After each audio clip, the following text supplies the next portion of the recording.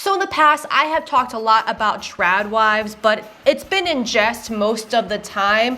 But I feel like lately there's been like this new wave of trad wives. OG trad wives like Nara Smith and Ballerina Farms were more so like this wet dream Cinderella story for most women, like this fantasy of being able to be rich and pretty and young and have a bunch of adorable kids running around without having to take care of them, and you're like famous and rich from cooking in your beautiful mansion. But the new wave of trad wives have kind of pushed past this 1950s cosplay thing, and they're more focused on these three ideals.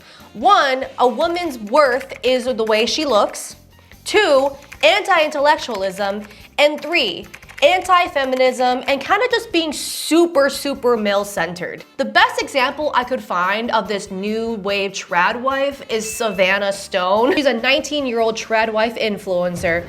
Literally a teenager. She started dating her husband when she was 17 and he was 20.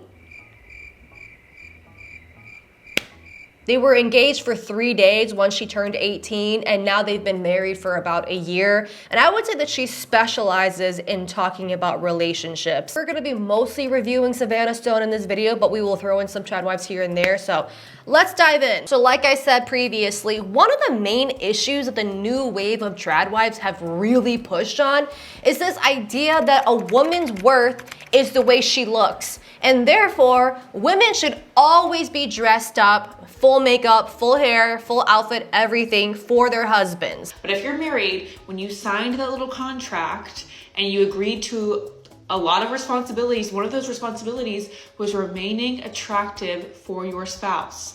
Attraction is important, despite what society has to say. Attraction is so important in a relationship, and you should want to stay attractive and sexy for your spouse. Women specifically, it is so important that you stay attractive to your husband because, and I'm not condoning cheating in any way, shape, or form. Cheating is awful. It should never happen.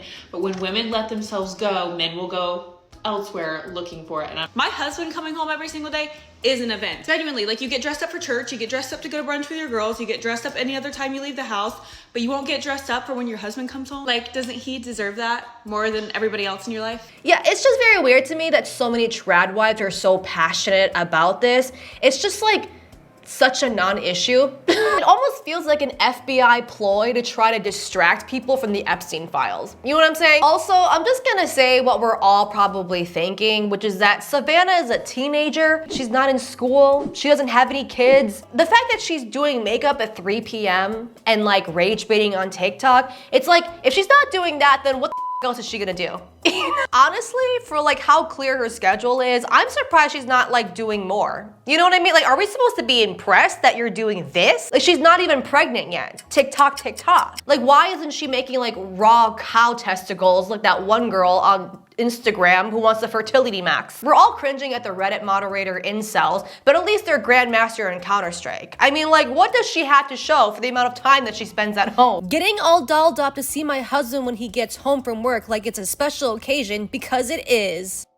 Putting on makeup every single day for my man because he deserves a woman that doesn't let herself go. I got married at 19 to my high school sweetheart. Let me give you my biggest advice, how we have a healthy, happy marriage. This video is for the women that believe in God, man, woman. Number one, you need to take care of yourself. Men fall in love with their eyes.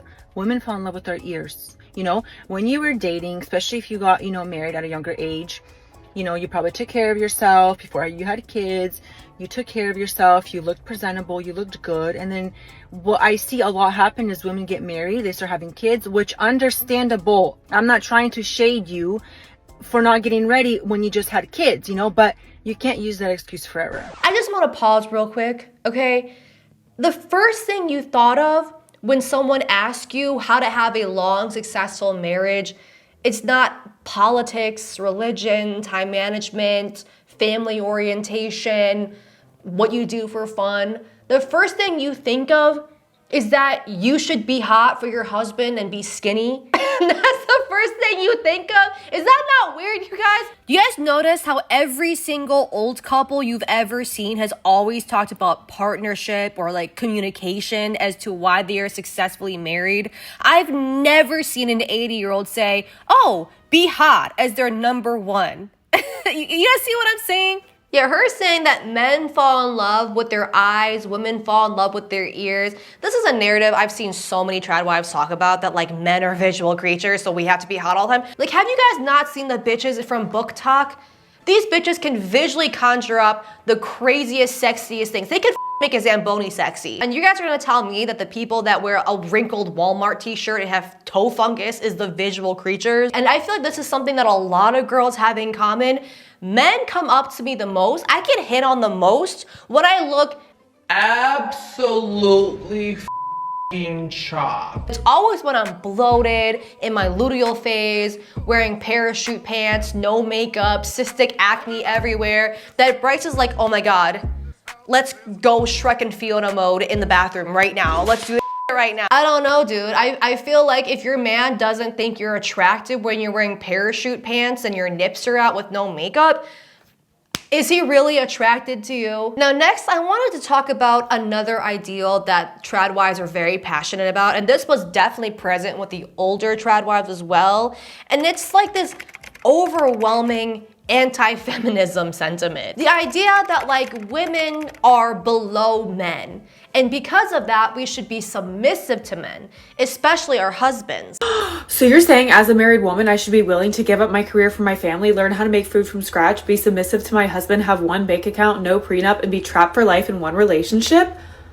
Yeah, that would be a healthy marriage. Number 2, consent doesn't exist in marriage. I know this is going to piss a lot of people off, but when you get married, your body belongs to your husband and your husband's body belongs to you. God, she is just like so loud and so wrong. Just like never hits the mark on anything. It's like watching a 5th grader try to be edgy on Roblox. I don't even necessarily have a lot of commentary for what she just said, because obviously consent never goes away. Nobody is entitled to your body, no matter if you're a wife, a husband, a daughter, or son. It doesn't matter. Like, I don't even know if she knows what consent means, to be honest, because she's so stupid. These women are one of the most like performative group of people I have ever seen. They're like a Woody from Toy Story type toy, where like you pull the string from their back and then they just repeat the same red pill conservative points over and over and over again.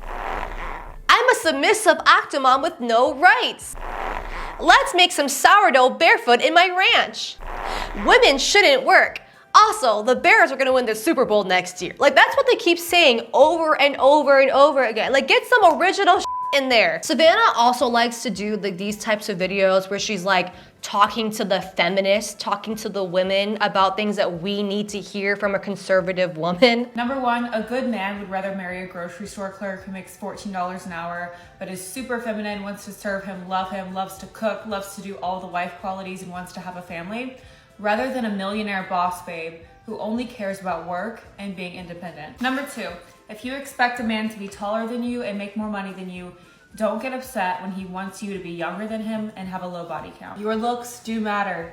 Sorry! A woman's looks is equivalent to a man's net worth, so don't say that you want a rich man if you don't take care of yourself. By the way, this is such a double standard because women can be talking about men not making enough money all day, but the second a man calls a woman unattractive, it's like feminists are gonna attack you. Aren't you guys the ones that are preaching women to not have jobs or any money or assets or a degree and to financially depend on a man? The feminists are the ones telling us to like not get married and to not men at all. So isn't this like your thing to really care about a man's financial situation? Oh yes, honestly, for someone in her position, what she's preaching, her looks is literally life or death, right? Your looks is literally equated to whether or not you're going to eat tonight. So I guess for her, it does make sense, and she is correct. Number 3, even though the world doesn't praise you as much for it, it is a much bigger accomplishment to find the love of your life young, to have a bunch of kids, to have a happy and healthy home, and to raise a nuclear family than it ever will be to achieve a certain title at work or start a business. Number 4, feminism is the complete opposite of empowering. OF, the sex industry, killing your babies because it's inconvenient, all damage you more than anybody else. It damages women more than anybody else in this society. Guys, feminism is ruining our country. That's why I'm making social commentary as a woman on a child dancing app. That is somehow not feminist. It's going to be more beneficial for you long term to work on skills like cooking from scratch, baking, reading literature, painting, doing feminine hobbies than it is to go get a degree. Before, learn how to do your hair and makeup to your liking and what looks best on you and what you feel best in, but the tomboy phase ended at 12 years old. Like once we got into puberty, and that goes into number 5, which is just dressing more feminine. We're not wearing sweatpants everywhere anymore. We're not wearing hoodies. Guys, the self-projection in this video is strong. It's like me doing my positive affirmations every single morning that I'm gonna have a fat ass. For someone that is always preaching femininity, she has a very aggressive masculine tone. She has the demeanor of a Waffle House employee that like tackles people. She seems like the type of person that would steal a home run baseball from a child. You know? These women remind me a lot of the boy moms that I talked about a couple months ago, in that there is some truth to what they're saying. Are there men that value youth and beauty over everything? Yeah. Is having motherly home skills really important to have and an important role in society? Yes. The problem is that they always throw in a little bit of shame here, a sprinkle of hatred there, and just outright wrong facts everywhere. And that's what makes this into like a Kalel no uncanny video to watch. If these women were to come out and passionately educate people on like home skills like cooking and cleaning and being a great mother and stuff like that, being a great wife, communication, I don't think anyone would care. But it's the fact that these women start out with some truths and then they logically leap to women shouldn't have rights or consent and should be seen, not heard. You know, and that's what makes this very uncanny to watch. Next, I want to show you these videos that she likes to do, which is like controversial things in my marriage. You guys love the first one, so here are some more controversial rules in my marriage. To me, they're completely normal, but with the woke society we live in, apparently these are all controversial. Number 1 is my husband's money is also my money. We never use the term my money. We always say our money. Nothing is separate. We have all combined bank accounts. We have 100% financial transparency with each other. Yeah, you know, I feel like most couples do have like a joint account. Me and my husband both have separate jobs and we have a marriage account like most normal married couples. Also, just want to point out the obvious, which is you don't have a job. So I would hope that your husband has a joint account where you can access money. Because like, where else is she going to get money? Her dad? Like, make it make sense. Another rule that we have to add on to this is that when we want to buy something, we wait 24 hours and then we also have to ask the other person. This prevents compulsive shopping. And also when I see like a $70 shirt and then I think to myself, I have to go ask my husband to buy this, I almost feel stupid and embarrassed because I'm like, I don't need this $70 shirt. You need permission to buy a $70 shirt. Guys, I really thought that she was gonna say that they needed like 24 hours and like permission to buy big ticketed items like a car or like kitchen appliances or something. Not a $70 shirt. Like, what are you, a child in a Chuck E. Cheese? How untrustworthy are you with money where you need a cool-off period to buy a $70 shirt? It's just very infantilizing. It's giving like needing a permission slip to go to a field trip in 4th grade, you know? Like, does she need a permission slip to go to Pilates? Number 2, we have a 100% blunt and honest rule, meaning if there's anything that bothers one of us about the other person, we tell them even if it hurts their feelings. This means if somebody's gained a little weight or they're not looking their best, whatever it may be that may hurt someone else's feelings, in a marriage, you really need to be brutally honest. Yeah, he definitely told her that last night. That was a complete projection. I can just imagine that every single time she has a fight with her husband, the next day she has to project about it on TikTok. Controversial rules in my marriage. Actually, it's healthy for every single man to watch big booty Latina porn on the family iPad. Yep, it's good for them. Number 3 is we have each other's locations. I don't think that this has anything to do with trust issues. Number 1 is the safety thing, especially for me, for my husband to know where I'm at and if I'm okay. And also, again, it's just a transparency thing. Number 4 is we do not go through each other's phones. I think going through your husband or wife's phone is really weird and you've definitely got some trust issues there. We have a rule that if we ever even felt like we needed to go through one another's phones, we would go to that person first and tell them and say, hey, I have the urge to go through your phone. Okay, so let me get this straight, okay? So you need permission to buy a $70 shirt and to search somebody else's phone, but you don't need that same permission to each other's bodies? Huh? Make it make sense, bitch. Make it make sense. Also, I don't agree with some of these takes, but these are not controversial. I feel like she was expecting all of us to be like, oh my God, she has one bank account when her husband shares their marital money? Whoa, that's such a great relationship. And this is a pattern that I've seen with a lot of the trad wives, and it's the straw man fallacy. The straw man fallacy is substituting a person's actual position or argument with a distorted, exaggerated, or misrepresented version of the position of the argument. These trad wives often have to build up this narrative that feminists or working women or whatever their enemy is like this big bad wolf that's like angry and mean and ugly, so that their positions can make sense. Because when you look at real data, right? Feminist women or not, right? Women are the ones that are way more likely to do the cooking, the cleaning, the childcare, and can still be attractive despite having a job. And just like that, all of their arguments kind of just fade away. It's almost like a coping mechanism to build up these working women as mean, ugly, child-hating bitches. Like, my man will never leave me for those bitches, instead of facing the reality that the chances of her husband leaving her for another woman is pretty much the same as if she was a working woman. The only difference between the two is that you believe that women shouldn't have any of the tools or resources to gather themselves up without a man. Here's more videos of her using the straw man fallacy. She makes like these edits of herself owning feminists on TikTok. It's truly fascinating. Can't you attract a high value man because you go out in lingerie and you don't know how to cook?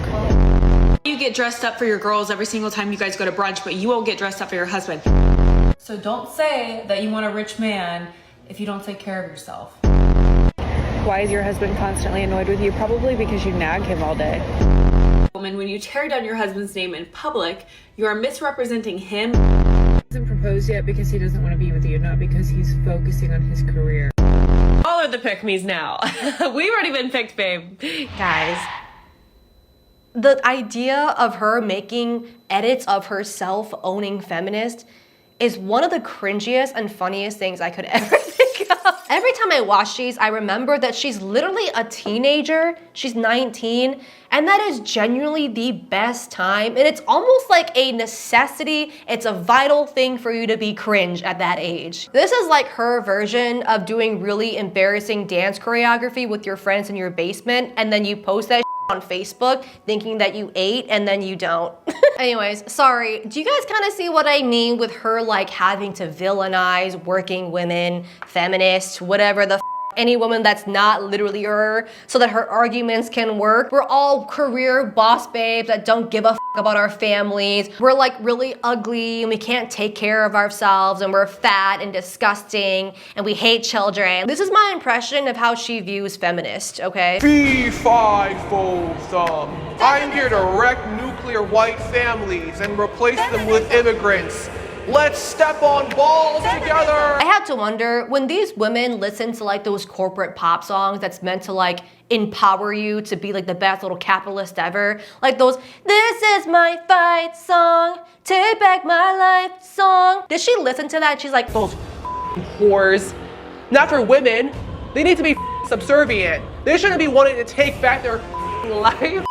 Next, I want to talk about like the third ideal that this new wave of trad wives is like very, very passionate about, and it's like anti-intellectualism. And it's this idea that you can't trust big pharma or the government, and thus you can't trust any like scientific research or scientific facts because the woke mob probably with it. Savanna made this video where she's talking about how she's glad that they're defunding the Department of Education because people are getting more stupid, versus in the past, people were getting married and doing a lot of things younger because they were smarter at a younger age. Here are some of the hot educational takes that they have. I just want to show you guys what being anti-intellectual really entails. Eating sushi while pregnant is safer than eating McDonald's or extremely processed fast foods. We're like 3 seconds in and I'm already pausing because obviously this is so stupid. For those of you who don't know, pregnant women shouldn't have any type of raw meat because it's like a high risk of infection. You could cure your depression and chronic sadness by fixing your diet, sleep, and exercise habits.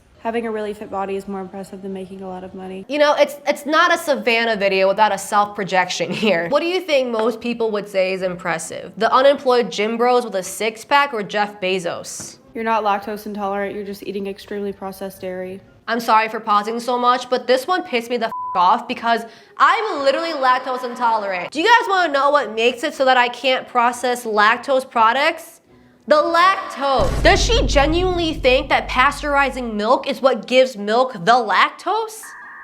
A glass of red wine is better for you than drinking a Diet Coke every night. Again, in what universe is this true?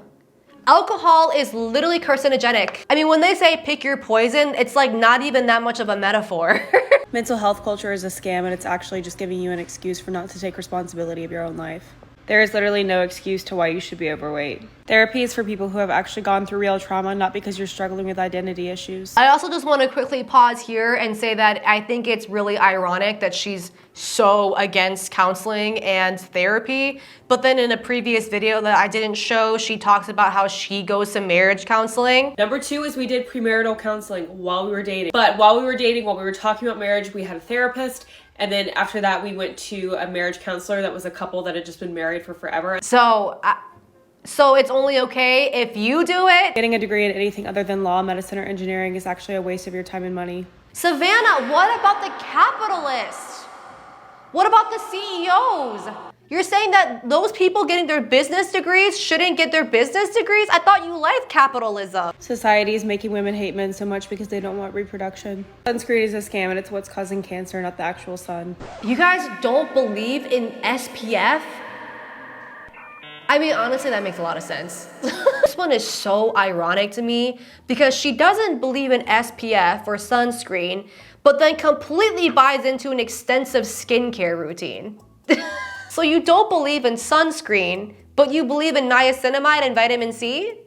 What? Men getting oat milk in their lattes is actually one of the biggest turnoffs ever. Wait. So it's not him ordering the latte. It's the oat milk that gives you the ick. So she's okay with her husband going to Starbucks, ordering a pumpkin spice latte with a matcha cold foam and unicorn sprinkles, but she draws the line at the oat milk.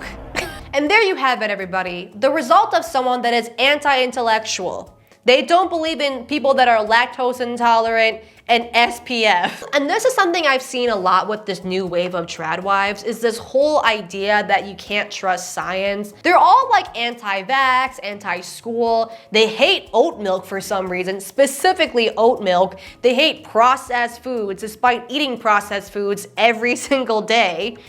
It's weird. It's weird. I don't get it. I think it's hilarious that these people won't buy into sunscreen because it's woke and it's big pharma, but they'll gladly pay 10 times more for horse cum that they found on TikTok shop. Guys, I'm telling you, we should take advantage, okay? I'm tired of matcha being $8 for a small. Let's just tell all of these trad wives that like matcha makes you Asian and causes cancer, you know? So whenever these trad wives get any type of pushback, their main defense is saying like, you guys just hate a bunch of innocent women that wanna cook and clean and have traditional gender roles, yada, yada, yada. And my rebuttal to that is that, look, bitch, we both know that you guys aren't just a bunch of women that wanna cook and clean and be like traditional mothers, okay? Their content has very little to do with that. It's more so about recruiting young girls to go down the same path that they did because misery loves company. Here are examples of like trad wife content that these women claim that they're doing. There's tons of accounts of women cooking for their husbands,